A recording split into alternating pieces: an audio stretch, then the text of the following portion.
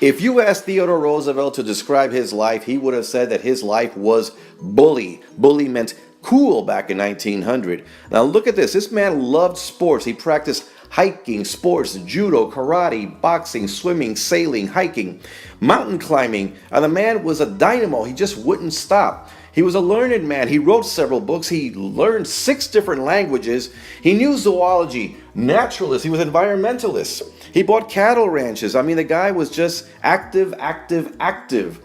And he ran his presidency with a force of his personality. Let's observe Theodore Roosevelt and wonder, what was it that drove this man? This man didn't just have drive. He was driven. So let's talk about him. Theodore Roosevelt was born in 1858 to a very well-to-do New York family. He was born with very bad asthma and he was very nearsighted. His parents would walk him up and down the hallways or give him horse and buggy rides to open up his lungs. His father would actually give him cigars thinking it would help. It only made Teddy sick. Now, Theodore had a childhood friend named Edith Caro. They were very, very close, so much so that everybody thought they would grow up and get married. Well, it seemed like they were kind of in love when they were in their youth, but they had a falling out. Nobody knows what happened, but there was a dispute. Theodore Roosevelt went to Harvard. While he was there, his father died.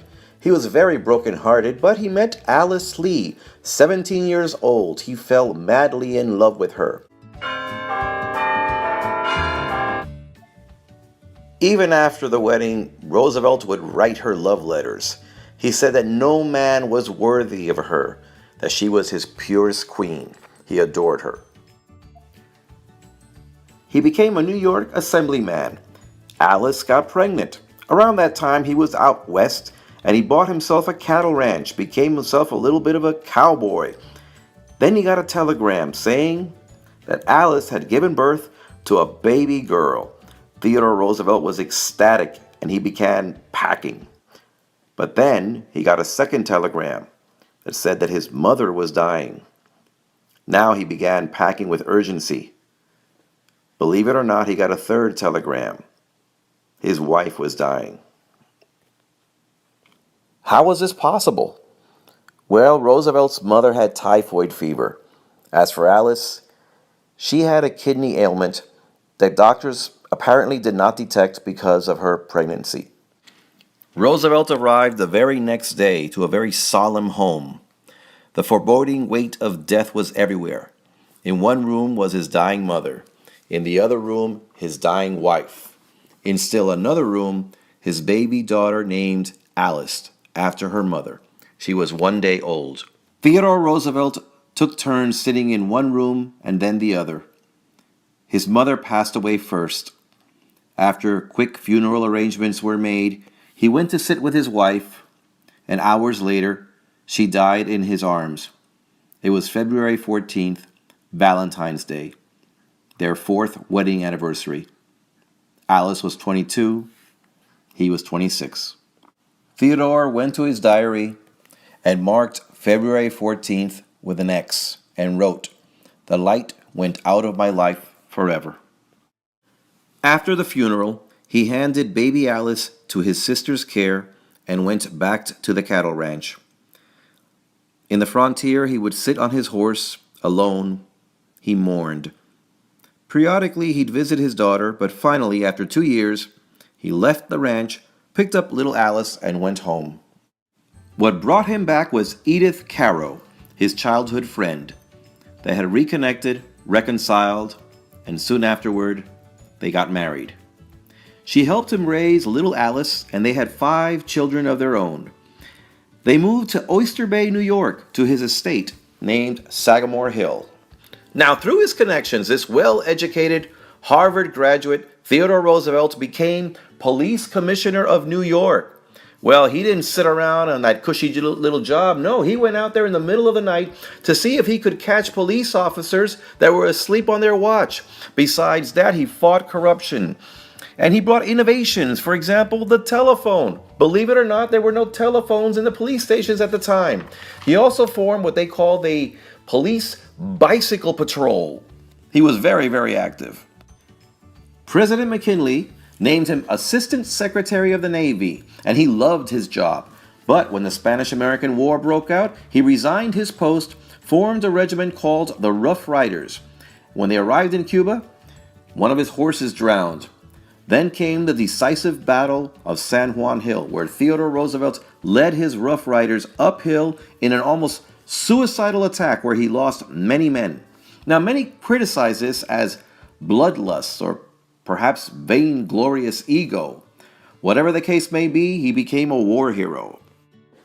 His career skyrocketed and he became the governor of New York, but the political machine thought they could control Theodore Roosevelt. Nobody controls Roosevelt. He went after them with a vengeance and fought corruption. Shortly afterwards, he was named Vice President of the United States, a job that he hated. He had nothing to do. But lo and behold, President McKinley got shot, and at 42 years old, Theodore Roosevelt became the youngest president of the United States.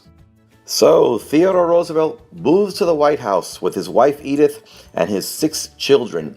Mischief abounds. Ponies, dogs, they walk on the White House lawn. Alice, the oldest, would smoke and play poker in public.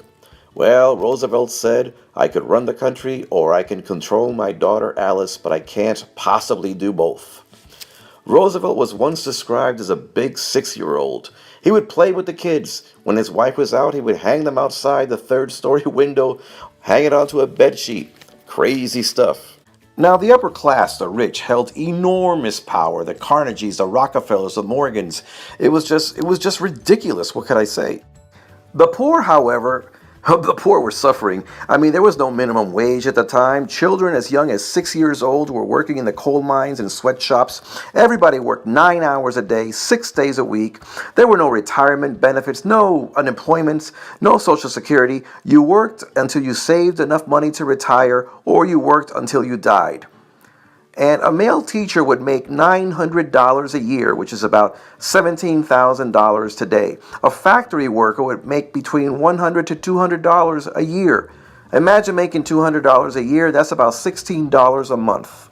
So, while many people made $16 a month, rich steel magnate Andrew Carnegie, when he retired, he gave himself a pension of $40,000 a day. Obviously, there was a wage gap. 3 rich fat cats, J.P. Morgan, E.H. Harrison, and James Hill, decided to merge their monies together and create one huge monopoly on the railroads. Roosevelt stepped in. He told J.P. Morgan that they were violating the Antitrust Act, and he stopped the monopoly. They sued, they lost, and Roosevelt's career as a trust buster had begun. You see, Roosevelt did believe in capitalism. He wanted people to make money, but he was also against the inequality that existed. The vast wage gap is what he was against. And he fought and he fought and he busted many, many monopolies that were called trust back then. Thus, his nickname, the Trust Buster. Now, the only way to get from the Pacific Ocean to the Atlantic Ocean was going all the way around South America. So, of course, Roosevelt was interested in the Panama Canal. Now, at the time, Panama was actually a province that belonged to Colombia. Roosevelt negotiated with the Colombians, could not come to an agreement with them, and furious, he decided to help some rebels that were in Colombia. The rebels broke away from the country and formed their own country, Panama.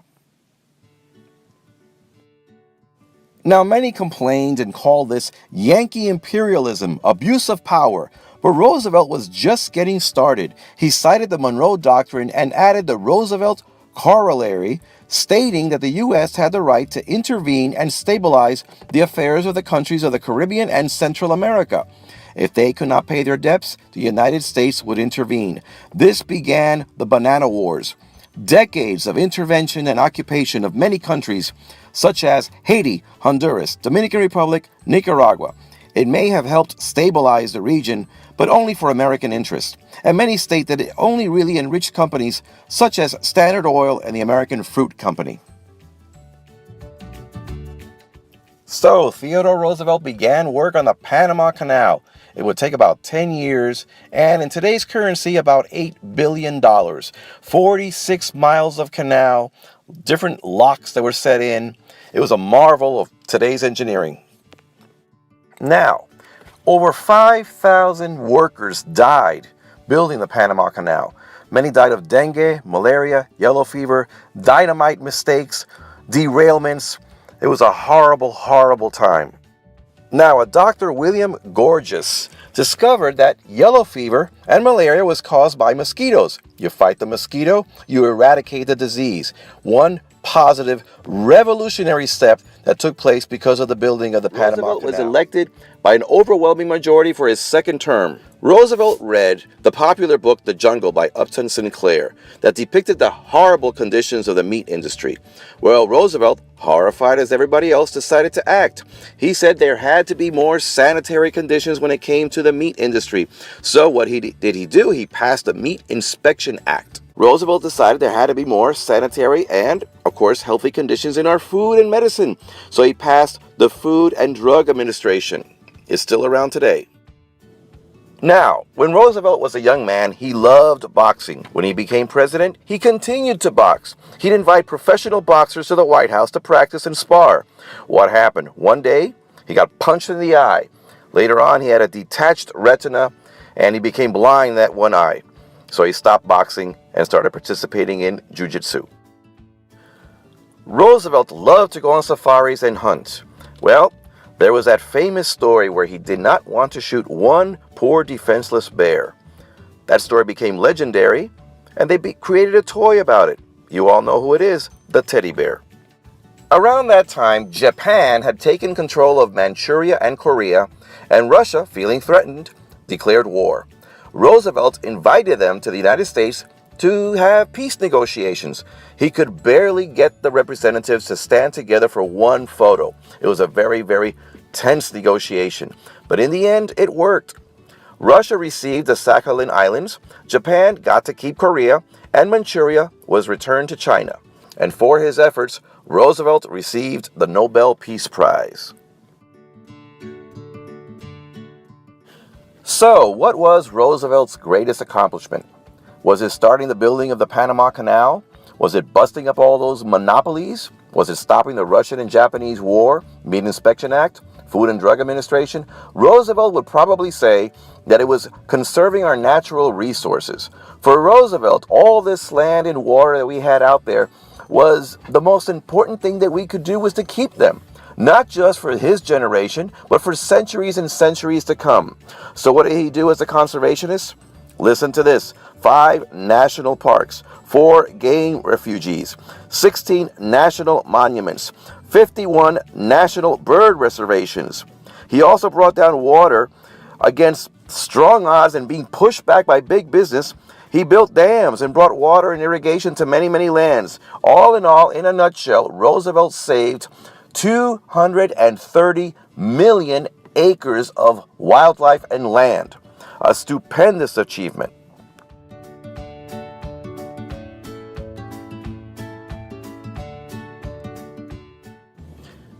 Now, Roosevelt was the first president to travel to a foreign country when he went to see the construction of Panama. He was also the first president to ride in an airplane. Now, Roosevelt decided not to run for a third term, but he picked his friend William Howard Taft, Secretary of War, to become the next president. Taft ran, and with Roosevelt's blessings, well, he won the election handily. But Roosevelt felt that Taft had betrayed his legacy, and 4 years later, he did decide to run for a third term. He fought for the nomination of the Republican Party. Well, Taft felt betrayed. He fought for the nomination, and they called each other names like fathead and stupid. And then when Taft got the nomination, well, Roosevelt decided to run on his own. He formed his own party, the Progressives. Well, while he was out there campaigning one day, an insane man went out and shot Theodore Roosevelt.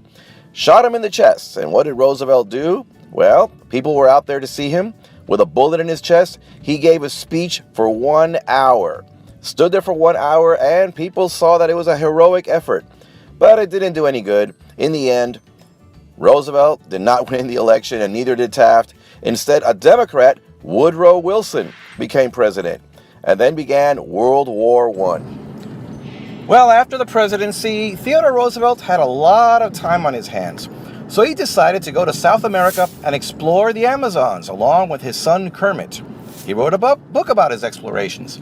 Now, this practically ruined Theodore Roosevelt's health. There were stories about near insanity, near starvation. Roosevelt himself caught malaria. They had to carry him for a long time, but they made it back, but he was never the same. Roosevelt had 6 kids. The oldest, Alice Lee. She was the wild one. Remember her biological mother, Roosevelt's first wife, died when she was days old. Her dad was kind of absent, but anyway, she was wild, played poker games, would smoke in public, and she would jump into the swimming pool in major functions. I mean, Roosevelt had a real headache. She married a man named Longworth. It was a bad marriage and lasted about 30 years, though. She died at 96 in the year 1980. She was a socialite honored by all presidents up to Jimmy Carter.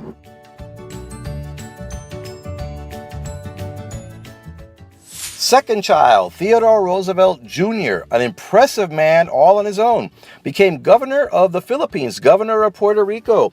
He fought in World War I and World War II, won the Medal of Honor, Purple Heart, and several other medals, became a brigadier general. At the age of 56, he stormed the beaches of Normandy under heavy fire, where, unfortunately, he suffered a heart attack, died at 56. Roosevelt's next son, Kermit, World War I and World War II veteran, writer, and explorer. Ethel. She participated in World War I as a nurse and later joined the Red Cross. She took care of Sagamore Hill and died in 1977 at the age of 86. Archibald, called Archie by his friends, World War I and World War II veteran, businessman, owned a brokerage house. He died of a stroke at the age of 85. The youngest, Quentin Roosevelt, unfortunately died in World War I. He was a pilot. His plane was shot down over France. His parents, Theodore and wife Edith, were never the same.